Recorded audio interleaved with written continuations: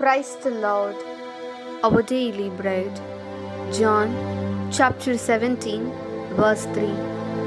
This is eternal life, that they should know you, the only true God, and Him whom you sent, Jesus Christ.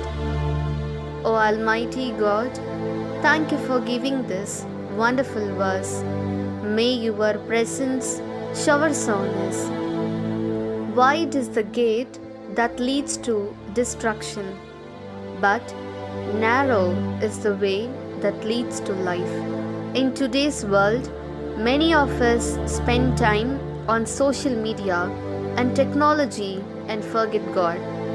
Therefore, Lord, bless us that our thoughts, actions, and intentions are all about you, and make us the right to abiding.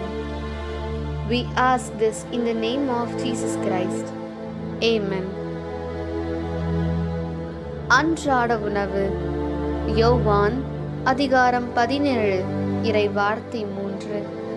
உண்மையான ஒரே கடவுளாகிய உம்மையும் நீர் அனுப்பிய இயேசு கிறிஸ்துவையும் அறிவதே நிலை வாழ்வு. அன்பின் தகப்பனே, இன்றைய நாளிலே இந்த இறை மன்னாவை கொடுத்ததற்காக நன்றி ஆண்டவரே. அழிவுக்கு செல்லும் வாயில் அகலமானது, ஆனால் வாழ்வுக்கு செல்லும் வழியோ இடுக்கமானது.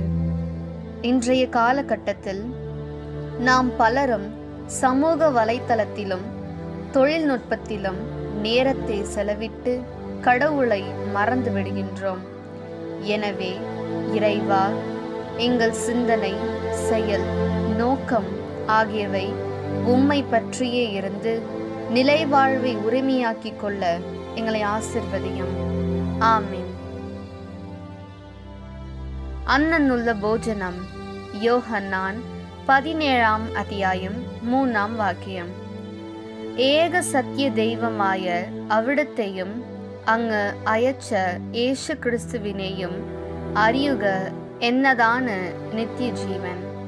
தெய்வமே, இன்னത്തെ காலகட்டத்திலே நம்மில் பலரும் இலோக மோகங்கள், സുഖസൗര്യങ്ങൾ, ആഡംബരം, സെൽഫോൺ, ട്വിറ്റർ, ഇൻസ്റ്റാഗ്രാം ഇങ്ങനെയുള്ളവയിൽ ഞങ്ങളുടെ സമയം എല്ലാം ചെലവാക്കി സത്യദൈവമായ അങ്ങേ അറിയാതെ ജീവിക്കുന്ന, അങ്ങേ അന്വേഷിക്കാതെ പാപത്തിൽ മൂഴ്കി ജീവിച്ചു വരുന്ന ദൈവമേ, ഞങ്ങൾ ഈ ലോക പാപങ്ങളിൽ വീഴാതെ സത്യദൈവമായ അങ്ങേ കണ്ടെത്തുവാനും അതുവഴി നിത്യജീവനായ അങ്ങേ അറിയുവാനും അങ്ങേക്ക് വേണ്ടി ജീവിക്കുവാനും വേണ്ട കൃപ നൽകണമേ.